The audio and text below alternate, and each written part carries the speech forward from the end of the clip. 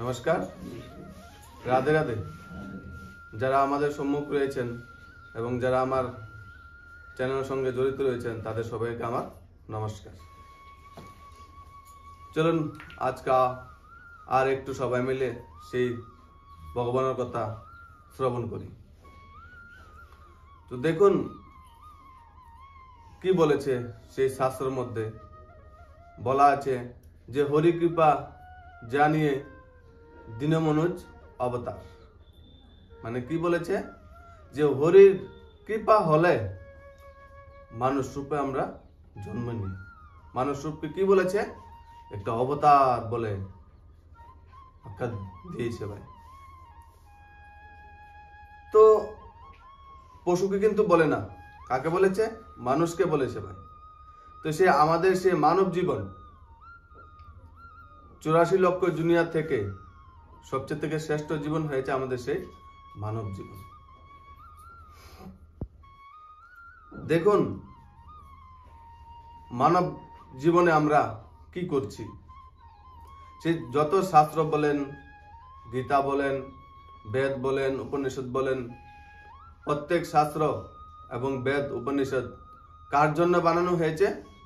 সে মানুষের জন্য বানানো হয়েছে ভাই। সে পশু পাখির জন্য বানানো হয় না। তো যখন সে মানুষ এবং পশুর মধ্যে পার্থক্য কি? মানুষকে যে শ্রেষ্ঠ বলে ঘোষণা দিয়েছেন ভগবান, পার্থক্য কি? যেমন দেখেন পশুর মধ্যে যদি পশুকে আপনি নিমন্ত্রণ দেন তাহলে সেও খাওয়া দাওয়া করতে পারে ভাই, এবং সেও পশু কি করে খাওয়া দাওয়া করতে পারে, ওনার শরীরকেও বাঁচাতে পারে এবং সেক্সও করতে পারে। তাহলে মানুষকে কেন বলেছে শ্রেষ্ঠ? কারণ সেই মানুষের মধ্যে কি রয়েছে? সে বিবেক। সে বিবেকের জন্য সে মানুষকে শ্রেষ্ঠ বলেছে। কিন্তু দেখুন এখন সে আমাদের মানবিকতা কোথায় লুকিয়ে রয়েছে ভাই। আমরা বলি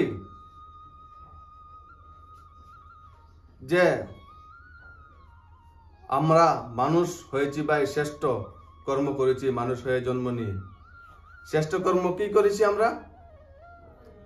সেই দুনিয়া মির্চি বিক্রি করে না হলে 3টা 4টা বাড়ি বানিয়েছি,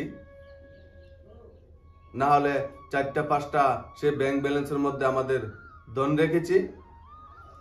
সেটা কি হলো মানব জীবনের সার্থক?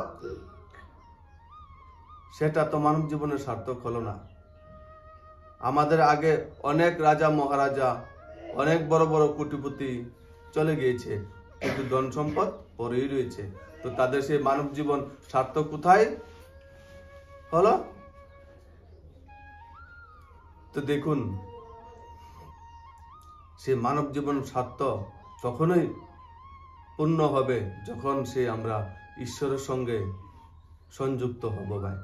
যতক্ষণ পর্যন্ত আমরা ঈশ্বরের সঙ্গে সংযুক্ত না হব ততক্ষণ পর্যন্ত আমরা সে মানব জীবন সার্থক হবে না।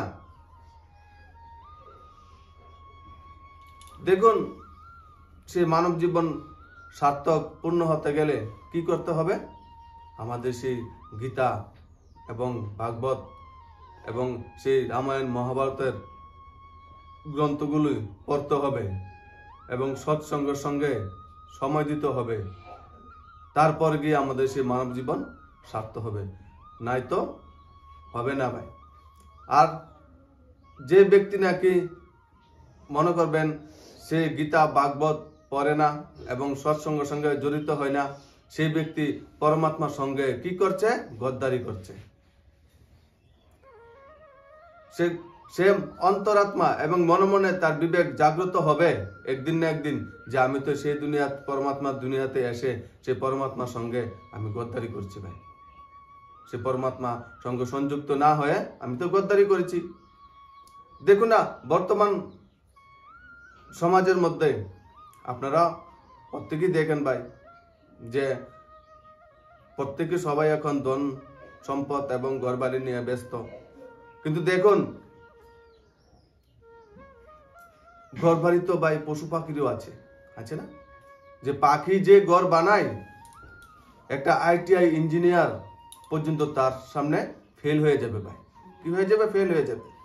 পাখি কোথায় ঘর বানায়? একদম গাছের উপরে সে নিজে বানায় ভাই। এবং এরকম ভাবে বানায়, ঘরের মধ্যে দুটা দরজা বানায় ভাই। এবং একটা দরজা দিয়ে যদি সে পাখির বাচ্চাগুলোকে কোনো সাপ যদি খেতেও আসে, সেই দরজাতে ঢুকে আর সেই ঘরের মধ্যে প্রবেশ করতে পারে না। গিয়ে দেখে খালি, কিছু নাই, কিন্তু আরেকটি দরজা বানিয়ে রাখে সেই পাখির মা, যাতে সেই ঘরের মধ্যে আসতে পারে এবং বাচ্চাকে যাতে খাওয়াতে পারে, পালন করতে পারে। তো দেখুন, সেই পাখি যদি একটা গাছের মধ্যে ঘর বানায়, তাহলে আমরা মানুষ তো গাছের মধ্যে ঘর বানাতে পারি না। তাহলে দেখুন, মানুষ থেকে কত বুদ্ধিশালী সেই পাখি ভাই। তো আমরা যদি 4-5টা বাড়ি করে যদি আমরা মনে করি আমার নিজেকে আমরা বুদ্ধিশালী, তাহলে আমরা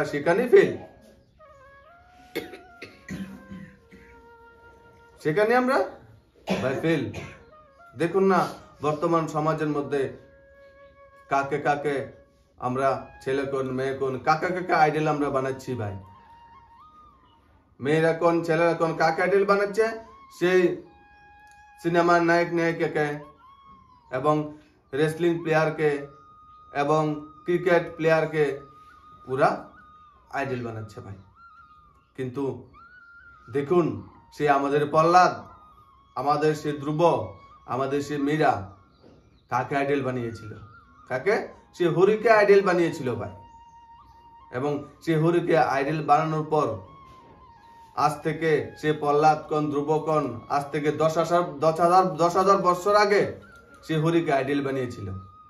এবং এখন 10,000 বছর পরে আমরা সে প্রহ্লাদ এবং ধ্রুবকে এখনো স্মরণ করছি ভাই। এখনো সে মীরাকে আমরা স্মরণ করছি। তো যদি আমরা আমাদের সে আইডল বানাতে হয়, তাহলে হরিকে আইডল বানান, তাহলে সারা দুনিয়া সে আপনাদেরকে এবং আমাদেরকে স্মরণ করবে ভাই। কাকে আইডল বানাচ্ছি আমরা? সেই সিনেমার নায়িকাকে। কাকে আইডল বানাচ্ছে? সিনেমার নায়িকাকে। নায়িকা কি করে? আধা নাঙ্গা হয়ে তার শরীর প্রদর্শন করে এবং দুনিয়ার মধ্যে সে বিকার প্রস্তুত করছে। আর আমরা কি করছি? সেই আধা নাঙ্গা নায়িকাকে আমরা আইডল বানাচ্ছি ভাই। দেখুন, ভারতবর্ষের মধ্যে মীনা কুমারী এবং মধুবালা দুইজন নায়িকা ছিল। যে সেই দুই নায়িকা যখন ঠুমকা মারতেন, সারা ভারতবর্ষ ঠুমকা মারতেন এদের সঙ্গে ভাই। যখন কোমর ঘুরিয়ে নাচতেন, তখন সারা ভারতবর্ষকে ও লোকের সঙ্গে সঙ্গে নাচাতেন। কিন্তু সেই মধুবালা এবং মীনা কুমারী তাদেরকে একবার দেখুন, তার ব্যাকগ্রাউন্ড, তার ইতিহাস আপনারা দেখুন, তাদের কি অবস্থা হয়েছে ভাই। তাদের কি অবস্থা হয়েছে? অন্তিম সময় এদেরকে দেখার জন্য একজন লোকও ছিল না। তারা সঙ্গে যে প্রেমিক ছিল, যাকে ভালোবাসতো, তাকে খবর দিত যে আমার তো এখন অবস্থা খারাপ, তুমি এসে আমাকে একটু দূর দেখে যাও না। তখন সে প্রেমিক কি বলতো? যে আমার এখন সময় নেই, আমি শুটিং নিয়ে ব্যস্ত ভাই। আমি কি নিয়ে ব্যস্ত? শুটিং নিয়ে ব্যস্ত। তো তারা এত সুন্দর ছিল, এত ঠুমকা মারতেন, কিন্তু অবস্থা একদম না যে হাল হয়ে তার মৃত্যু হয়েছে ভাই। ক্যান্সারে তারা অনেক দুঃখ, অনেক কষ্ট পেয়ে তারা মৃত্যু হয়েছে। তো দেখুন, তা আমরা যে আইডল বানাই সেই নায়িকার অবস্থাও খুব খারাপ হয়ে যায় ভাই ভবিষ্যতে। এদের মনের ভিতরে শান্তি নেই। যদি এদের মনের ভিতরে শান্তি থাকতো, তাহলে কেন তারা ড্রাগ সেবন করছে? কেন তারা দড়ি লেগে সুসাইড করছে ভাই গলার মধ্যে? এত সুন্দর জীবন, আমরা তো তাদেরকে আইডল বানাই, কিন্তু তাদের মনের ভিতরে দুঃখ ভরা, কষ্ট ভরা, ডিপ্রেশন ভরা। তো যদি আমরা আইডল বানাতেই হয়, তাহলে আমরা আইডল কাকে বানাবো? সে হরিকে বানান না, সে প্রহ্লাদ, সে ধ্রুব, সে মীরা, নেতাজি সুভাষচন্দ্র বোস, স্বামীজি, শিবাজি, স্বামী বিবেকানন্দ, মহারাণা প্রতাপ, পৃথ্বীরাজ চৌহান, সে ঝাঁসি রানী, সে কৃষ্ণ, সে রাম, কত বড় বড় মহারিষি রয়েছে, সন্ত রয়েছেন, তাদেরকে আইডল বানান ভাই। এদেরকে আইডল বানিয়ে আমাদের জীবন, এদের জীবন যেমন অন্ধকার, তেমনি আমাদের জীবন অন্ধকার হয়ে যাচ্ছে। কাকে আইডল বানায়? সে ক্রিকেট প্লেয়ারকে। সে ক্রিকেট প্লেয়ার দেখুন প্রত্যেক দিন একজন করে ম্যাচ ফিক্সিং এ ধরা পড়ছে। কি ধরা পড়ছে? ম্যাচ ফিক্সিং এ ধরা পড়ছে। সেই ক্রিকেট নিয়ে জুয়া খেলা শুরু হয়ে গেছে। তাহলে যদি আমরা ছেলেরা যদি সেই ক্রিকেট প্লেয়ারকে আইডল বানাই, তাহলে আমরাও সেই দুর্গতি বুক করতে হবে ভাই। কাকে আইডল বানায়? সেই রেসলিং প্লেয়ারকে। কি করে এরা? সেই বডি বিল্ডিং, বডি দেখে এসে ওরা সেই ঝগড়া করে, এবং আমরা সেই টিভিতে এবং মোবাইলের মধ্যে, পর্দার মধ্যে এদের ঝগড়া আমরা দেখছি। এদের ঝগড়া দেখে আমরা কি শিখছি? সেই ঝগড়াই ভাই শিখছি। যদি আমাদেরকে সেই আইডল বানাতেই হয়, তো কাকে বানাবো আইডল? হনুমানকে বানান না। যতই স্পাইডারম্যান বলেন, যতই হিম্যান বলেন, যতই বডিম্যান বলেন, কিন্তু সব থেকে শক্তিশালী হয়েছে সেই হনুমান। আমরা তাকে আইডল না বানিয়ে আমরা সেই ভিখারি লোককে আইডল বানাচ্ছি। সেই কারণে আমাদের সেই ঘরের পরিবারের মধ্যে, সেই সমাজের মধ্যে, সেই রাজ্যের মধ্যে, সেই দেশের মধ্যে মানে অশান্তির, টেনশন, ডিপ্রেশন ভরে যাচ্ছে সেই দেশ, পুরা দুনিয়া। তো দেখুন, তো যাকে যাকে আমরা আইডল বানাচ্ছি, ওদের ব্যাকগ্রাউন্ডে একবার চেক করুন যে ওরা কি করছে। আর যাকে আমরা আইডল বানানোর কথা, তাকে আমরা ফেলে দিচ্ছি ভাই। তো দেখুন, সে আমাদের যে ভগবান বলেছে যে মনুষ্য জন্ম একটা অবতার, তো অবতার হয়ে আমরা কি করছি? সময়টা কিভাবে নষ্ট করছি ভাই? দেখুন, একবার একজন বড় ব্যক্তি, ব্যাপারী, উনি সে ব্যাপার বাড়ানোর জন্য সে মুম্বাই যাবেন, এবং সেই ট্রেন দিয়ে যাবেন মুম্বাই। তখন ট্রেন দিয়ে যাবার সময়, ট্রেনে ওঠার সময় দেখেন একজন ভিখারি ভিক্ষা করছে ভাই। অনেক বছর ধরে ভিক্ষা করছে, উনি প্রায়ই লক্ষ্য করে, প্রায় 20 বছর ধরে ভিক্ষা করছেন। উনি প্রায় সময় ব্যাপারের জন্য সেই মুম্বাই আসা যাওয়া করত দিল্লি থেকে। তো তখন সেই ভিক্ষুককে দেখে ওনার দয়া হলেন। কি হলেন? দয়া হলেন, এবং বলেন যে আপনি তো অনেক বছর ধরে সেই স্টেশনের মধ্যে বা ভিক্ষা করছেন, এখন আপনাকে আমার দেখে একটু দয়া হলো, আপনি কি আমার সঙ্গে ব্যাপার করবেন, ব্যবসা করবেন? তখন সেই ভিক্ষুক বলে উঠলেন, কেন করব না? আমি এত বছর ধরে ভিক্ষা করছি, আমি আপনার সঙ্গে ব্যাপার করব না, এটা কি একটা কথা হলো? নিশ্চয়ই করব। তখন সেই ভিক্ষুক উনি সেই ব্যাপার লোকের সঙ্গে কথা বলতে লাগলেন, এবং সেই ভিক্ষুক মনে মনে ভাবতে লাগেন, আরে ব্যাপার তো করবই, উনি তো সবকিছু দেবে। উনি সেই চালের ব্যাপারই করতেন, তো উনি তো সবকিছু দেবেন, তো উনি যা দেন টাকা তাই আমি নিয়ে নেবো ভাই। ভিক্ষা করে ডেইলি কত টাকা পাই? একদম অনেক কম পাই, যাদের শুধু আমার সেই পেটের শুধু জীবিকা নির্বাহ করতে পারি। কমসে কম উনি তো আমার সেই ভিক্ষার থেকে অনেক টাকা বেশি দেবে।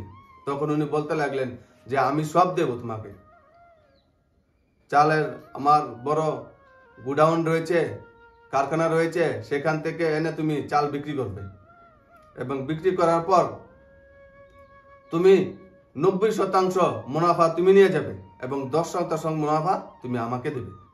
তখন উনি তো খুশিতে একদম আনন্দে বুক পেটে যায়, বলেন ঠিক আছে সেট, আমি আপনার সঙ্গে ব্যাপার করব।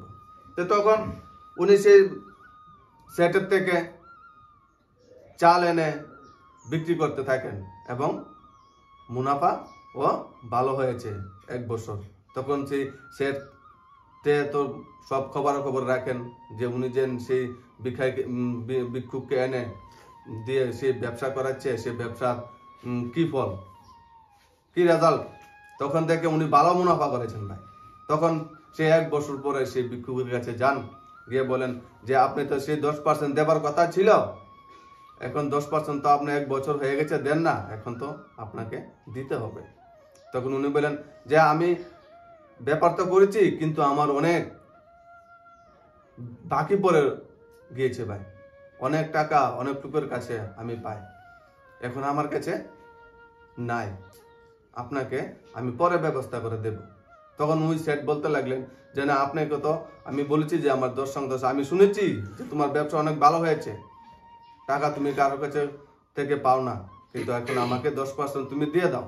তখন সে ভিক্ষুক কি বলতে লাগলেন যে আমি এত কষ্ট করে ব্যাপার করেছি, আমি কেন আপনাকে সেই 10% দেব না আপনাকে সেই 10%।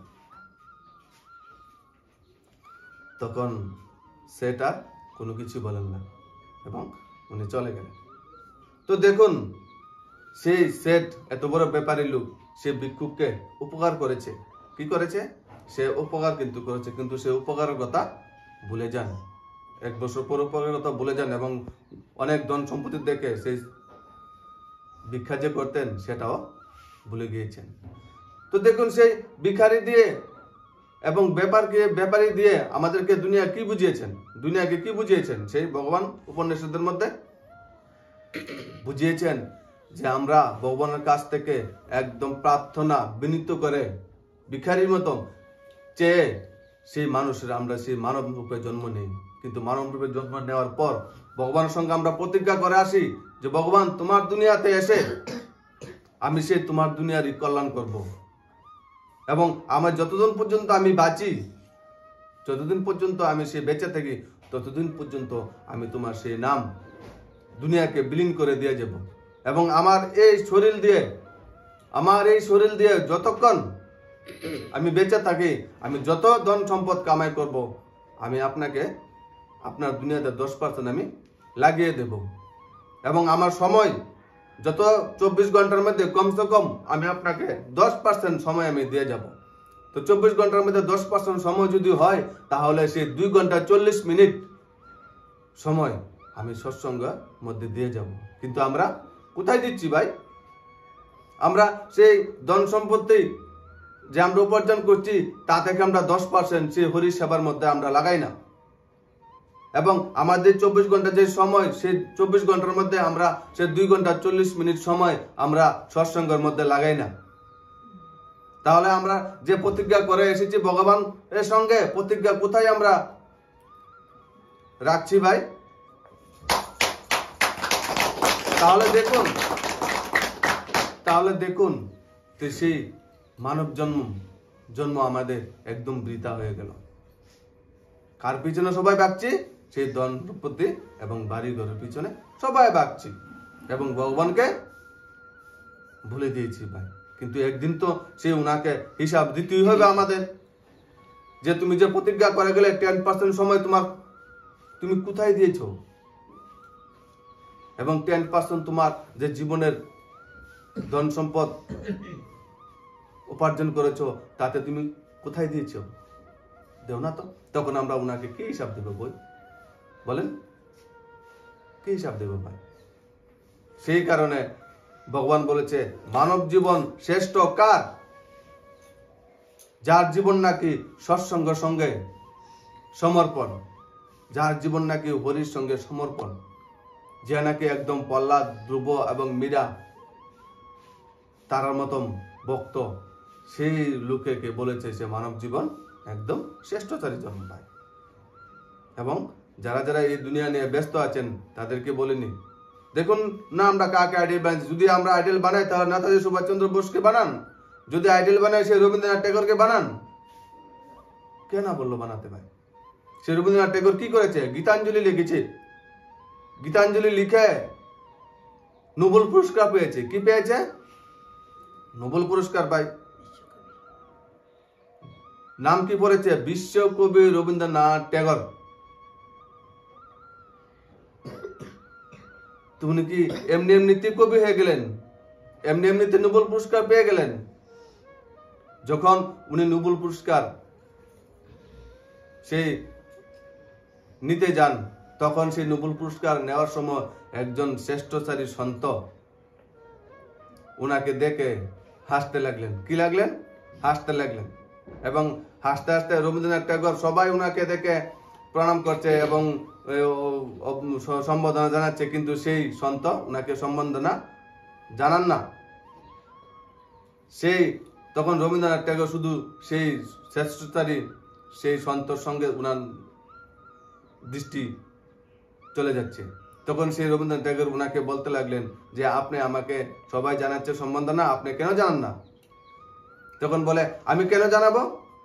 তুমি তো নোবেল পুরস্কার পেয়ে গেছো সেই গীতাঞ্জলি বই লেখে। সেই গীতার জ্ঞান তুমি পড়ে সেই গীতার গান তুমি বানিয়ে দিলে গীতাঞ্জলির মধ্যে, গীতাঞ্জলি তোমার পুস্তকের মধ্যে। তোমাকে এবার সেই ভগবানের পুরস্কার তোমাকে দিচ্ছে, তুমি একজন ভগবান হয়ে গেছো। কিন্তু তুমি সত্যি সত্যি বলো, তুমি কি ভগবানকে দর্শন করেছ? সেই রবীন্দ্রনাথ ঠাকুরকে বলতে লাগলেন সেই সন্ত।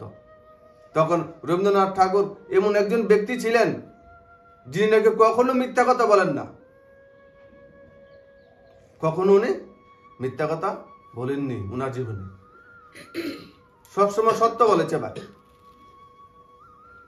তারপর দেখুন, এমন একজন ব্যক্তি ছিল, সে জীবনেও কারোর কোনো ক্ষতিই করেননি, কিন্তু এরপরও সে উনার বাড়ির যে আশেপাশের লোক উনাকে পছন্দ করতেন না। কি মানুষ দেখুন, এত সৎ ব্যক্তি, মিথ্যা কথা কখনো বলেনি, কারোর কোনো খারাপ চাইনি, এরপরও উনাকে সে মানুষ পছন্দ করত না। তখন রবীন্দ্রনাথ ঠাকুর সেই সন্তকে বলতে লাগলেন, না, আমি ভগবান ঠিকই দর্শন করিনি।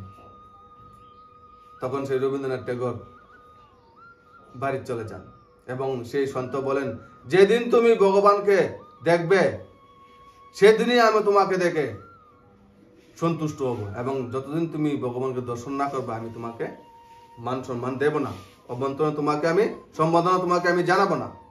তখন সেই রবীন্দ্রনাথ ঠাকুর যত অনুষ্ঠান উনি যেতেন, মানুষ উনাকে নিয়ে যেতেন, অভ্যন্তরের মালা চন্দন পরাতেন, তখন সেখানেও সেই সন্তটা যেত এবং সেই সন্তকে দেখে উনি একটু একটু ভয়ও পেতেন ভাই। কারণ কেন? উনি সত্য বলতেন। সন্ত উনি কি কথা বলতেন? সত্য বলতেন। এবং সত্য রবীন্দ্রনাথ ঠাকুর এও মনে মনে ভাবছেন যে উনি তো ভগবানকে দর্শন করেনি, ঠিকই তো বলেছে, এবং ভগবানকে দর্শন আমি করিনি, কিন্তু গীতাঞ্জলি বই লিখে ফেললাম এবং নোবেল পুরস্কার পেয়ে গেলাম, কিন্তু ভগবানকে দর্শন করিনি। তো মনে মনে একটু চিন্তা করতে থাকেন, ঠিকই বলেছেন। আর ওই সত্য সন্তর কথা উনি 24 ঘন্টা ওনার বুদ্ধির মধ্যে আসতে থাকেন এবং আমি মনে মনে ভাবতে থাকেন যে আমি ঠিকই ভগবানকে দর্শন করি না। কিন্তু তখন একদিন রাত্রে ভাই উনি ঘুমিয়েছিলেন এবং ঘুমার পরে ওই দিন রাত্রে অনেক বৃষ্টি হয়েছে, তো বৃষ্টি থামে এবং উনি অমৃতবেলা ঘুম থেকে উঠেন। অমৃতবেলা মানে ভোরবেলা ঘুম থেকে উঠেন। ভোরবেলা ঘুম থেকে উঠার পর উনি মনে মনে ভাবতে লাগলেন যে একটু হেঁটে আসি, রাস্তা দিয়ে এসে একটু সেই সমুদ্র পার থেকে একটু হেঁটে আসি। তখন সেই রাস্তার দিয়ে হেঁটে চলে সে সমুদ্রের পাশে গেলেন। সমুদ্রের পাশে গিয়ে সে ভাবতে লাগলেন সে ভগবানের কথা, যে ভগবানের রূপ আকার কিরকম হয়। তখন সেই ভোরবেলা যখন সেই সূর্য সে উঠার একটু আগে, যে এত সুন্দর আলোর প্রকৃতির, এত সুন্দর বাতাবরণ, এত সুন্দর পাখি, কত সুন্দর গান গেয়ে যাচ্ছে এবং শুদ্ধ আবহাওয়া এবং সেই সূর্য উঠার একটু সুন্দর চমক এবং সেই সমুদ্রের যে এত শীতলতা দেখে উনি খুব মনের মধ্যে সন্তুষ্ট হয়েছেন ভাই।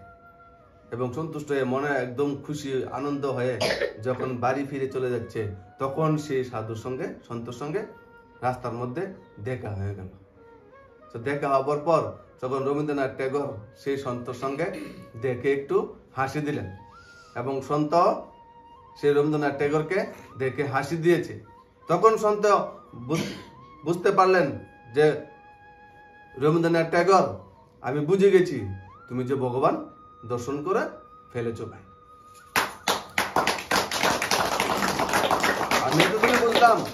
যে তুমি ভগবান ঠিক দর্শন করে ফেলছো, সেই জন্য আমি তোমাকে দেখে একটু হাসি দিয়েছি ভাই। তো দেখুন সে ভগবানের রূপ কি, সে রবীন্দ্রনাথ ট্যাগর ভগবানের রূপকে কি বলে ব্যাখ্যা দিয়েছেন, সে এত বড় কবিগুরু রবীন্দ্রনাথ ঠাকুর ভগবানকে কি বলে ব্যাখ্যা দিয়েছেন, সে এত সুন্দর প্রকৃতিকে ভগবান বলে ব্যাখ্যা দিয়েছেন। এত সুন্দর সমুদ্রের জল, এত সুন্দর সূর্যের আলো, এত সুন্দর বাতাস, এত সুন্দর সে প্রকৃতির যে দৃশ্য উনি সেই অমৃতবেলা দেখেছেন, সেই প্রকৃতিকে উনি ভগবান বলে দুনিয়াকে ব্যাখ্যা দিয়েছেন। তাহলে সে আমরা এখন কি করার দরকার? সে প্রকৃতিকে ধ্বংস করার দরকার নাকি রক্ষা করার দরকার? তো তাহলে আইডল বানাইলা আমরা কাকে বানাবো? সে রবীন্দ্রনাথ ট্যাগরকে আগে আইডল বানান ভাই। জীবনে কখনো মিথ্যা কথা বলেন না এবং কারোর কোনো ক্ষতিও উনি করেননি। আইডল বানানো কারা বানাবো? প্রহ্লাদকে বানান। কাকে? সে প্রহ্লাদকে কি করেছে? প্রহ্লাদের ঘরের মধ্যে সব থেকে বড় শত্রু। আমাদের ঘরের মধ্যে তো সেই সব থেকে বড় শত্রু নেই ভাই। আমাদের ঘরের মধ্যে আমরা আমাদেরকে সবাই আদর করে ভালোবাসেন, কিন্তু সে প্রহ্লাদের পিতা কি করতেন? ভালোবাসতেন না নিন্দা করতেন না হিংসা করতেন? সবসময় তো সেই প্রহ্লাদের সঙ্গে কঠোরতা দেখিয়েছেন, কখনো আদর ভালোবাসা দেখেন না। তো দেখুন, যদি আমরা অনুসরণ করি সে প্রহ্লাদ কি করতে বলেছে, সে প্রহ্লাদ কি করেছে? হরিকেই তো ভাই আইডল বানিয়েছে এবং হরিকেই তো ভালোবাসত। এবং হিরণ্যকশিপু উনি কি করতেন? উনি সেই হরির বিরুদ্ধ ছিলেন, যে আমি তোমাকে জন্ম দিয়েছি, তুমি যদি আইডল বানাতেই হয় তুমি আমাকে বানাও। তুমি কেন হরিকে তোমার আইডল বানাচ্ছ? যে নাকি আমার শত্রু, তুমি তাকে আইডল বানিয়েছ। তখন সে প্রহ্লাদ সে হিরণ্যকশিপুর কথা শুনে না শুনে উনি সেই হরিকে প্রত্যক্ষ করতে লাগলো সেই উনার রাজ্যের মধ্যে। এবং সেই হিরণ্যকশিপু তারা সেই হরির প্রত্যক্ষ দেখে উনার মধ্যে কঠোরতা এসে যান, উনার মধ্যে ক্রোধিত এসে যান। ক্রোধিত হয়ে সেই প্রহ্লাদকে ধ্বংস করার জন্য, সেই প্রহ্লাদকে মারার জন্য কত ষড়যন্ত্র উনি পাকিয়েছেন, কিন্তু কোন ষড়যন্ত্র সেই হরির সামনে টিকতে পারে না ভাই। কি করেছেন? উনাকে সেই প্রহ্লাদকে পাথরের সঙ্গে বেঁধে সমুদ্রের মধ্যে ফালিয়ে দেন। তারপর অন্ধ কারাগারের মধ্যে উনাকে রাখেন, সে প্রহ্লাদকে খাওয়ান না দিয়ে। দেখুন কত কঠোরতা। তারপর সে এত চেষ্টা করার পরও যখন প্রহ্লাদকে মারতে পারে না, তখন সেই হিরণ্যকশিপুর একজন বোন ছিলেন, নাম ছিলেন হোলিকা। উনিও ব্রহ্মজ্ঞানী ছিলেন এবং সেই হোলিকার কাছে সে ব্রহ্ম হোলিকাকে একটি চাদর দিয়েছেন খুশি হয়ে। সেই চাদর যদি শরীরের মধ্যে দাগ না থাকে তাহলে আগুন লাগে না। ফায়ার প্রুফ চাদর দিয়েছেন ভাই, ব্রহ্মার বরদানে পেয়েছেন। তখন সে হোলিকা এসে হিরণ্যকশিপু বলতে থাকেন, ভাই তুমি এত দুঃখী তুমি, সে এতটুকু একটা বালক তোমার জীবনটা ধ্বংস করে ফেলেছে, তোমার জীবনে এত ডিপ্রেশন টেনশন এনে দিয়েছে, আমার আর সহ্য হচ্ছে না তোমার দুঃখ। এখন তুমি একটা কাম করো, আমার কাছে ভাই যে ফায়ারপ্রুফ চাদর আছে, সেই ফায়ারপ্রুফ চাদরটা আমি তোমার জন্য কাজে লাগাবো। তখন সেই হিরণ্যকশিপু বলতে লাগলো, তাড়াতাড়ি করো, যা করবা তাড়াতাড়ি করো। তখন সেই হোলিকা বলতে লাগলেন যে তুমি চিতার ব্যবস্থা করো। কি ব্যবস্থা করো? একটি অগ্নিকুণ্ডের চিতার ব্যবস্থা করো। তখন সে প্রজা বলতে লাগলেন, তাড়াতাড়ি চিতার ব্যবস্থা করো। তখন সেই হোলিকা সেই প্রহ্লাদকে, ছোট্ট শিশু 5 বছরের, উনি কি জানতেন না যে উনার পিসি যে উনাকে ঠিকই ভালোবাসে না। তখন সে বলেছে যে আমি প্রহ্লাদকে আমার কুলের মধ্যে নিয়ে সেই আগুনের উপরে বসবো এবং যখন আগুন ধরে যাবে তখন সেই চাদর আমি সরিয়ে নিব এবং আমি সেই চাদরকে নিয়ে মাটিতে নেমে যাবো এবং প্রহ্লাদ আগুনে পুরে ছাই হয়ে যাবে ভাই। তখন হিরণ্যকশিপু বলেছে, এত সুন্দর তোমার বুদ্ধি, তাড়াতাড়ি কাজে লাগাও। যখন সেই অগ্নি কুণ্ড জ্বালিয়েছেন, তখন সে প্রহ্লাদকে কুলে নিয়ে এবং উপরে চাদর দিয়ে প্রহ্লাদকে চাদরের বাইরে রেখেছেন এবং হঠাৎ করে দূর থেকে কোথায় থেকে যে এত বড় বাতাস এসে গেছেন ভাই, বাতাস এসে সেই হোলিকার শরীর থেকে সেই চাদর পড়ে গেছে এবং সে প্রহ্লাদের শরীরের উপর সেই চাদর পড়ে গেছে এবং হোলিকার শরীর থেকে চাদর সরে গিয়েছে। তো দেখুন সেই প্রহ্লাদকে কে বাঁচিয়েছেন? হোলি তো বাঁচিয়েছেন। তা না হলে সেই চাদর কেন হোলিকার শরীর থেকে সে প্রহ্লাদের শরীরের মধ্যে গিয়ে প্রহ্লাদের শরীর ঢাকা হয়ে গেল এবং হোলিকার শরীর খালি হয়ে গেল? তো দেখুন সে আমাদের ঘরের মধ্যে এত শত্রু নেই, সে হিরণ্যকশ্যপের মতো কোনো ব্যক্তি নাই এবং হোলিকার মতো কোনো ব্যক্তি নাই, কিন্তু এরপরও আমাদের সেই বাহানা শেষ হয় না ভাই। আমাদের ঘরের মধ্যে প্রত্যেকে আমাদেরকে ভালোবাসে, কিন্তু এরপরও আমরা খালি বাহানা খুঁজি যে আমরা তো সৎসঙ্গে আসার সময় নেই, কিন্তু কুসঙ্গ করার সময় আমার কাছে ঠিকই আছে ভাই। কুকর্ম করার সময় আমাদের কাছে পুরা 24 ঘন্টা আছে ভাই, কিন্তু সৎসঙ্গে যাওয়ার সময় আমাদের কাছে সময় নেই।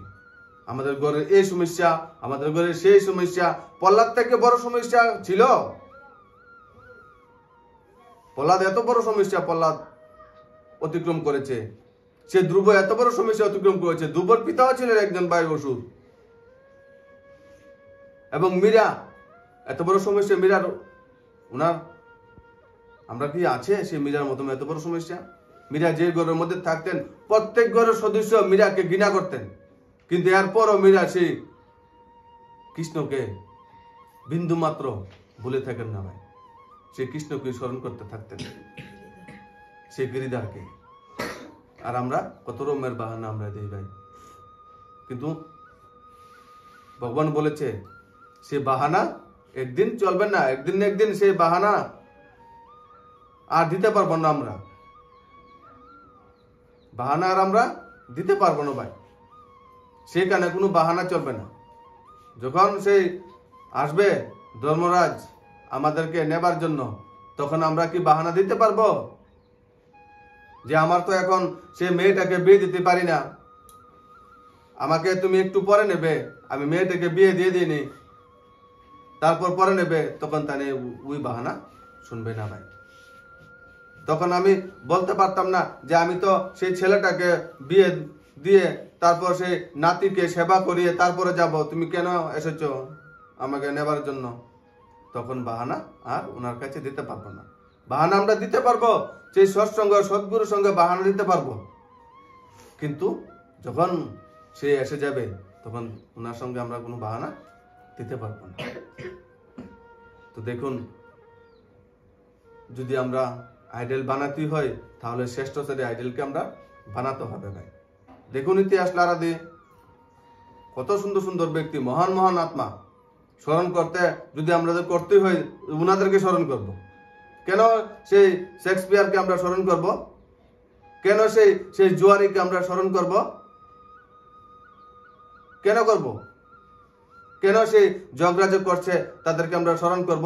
স্মরণ করে আমরা সেই বুদ্ধি নষ্ট হবে, মন নষ্ট হবে, আমরা মানসিকতা নষ্ট হবে। স্মরণ যদি করতে হয় সেই কৃষ্ণকে এবং সেই রামকে স্মরণ করুন। যে রাম কি করেছে ভাই? মর্যাদা পুরুষোত্তম রাম, উনি মর্যাদা স্থাপন করেছে। যদি স্মরণ করতে হয় সেই রামকে স্মরণ করুন, কিভাবে মর্যাদা স্থাপন করতে হয় তা শিখে যাবেন ভাই। এবং যদি স্মরণ করতে হয় সে লীলা পুরুষোত্তম কৃষ্ণ থেকে স্মরণ করুন।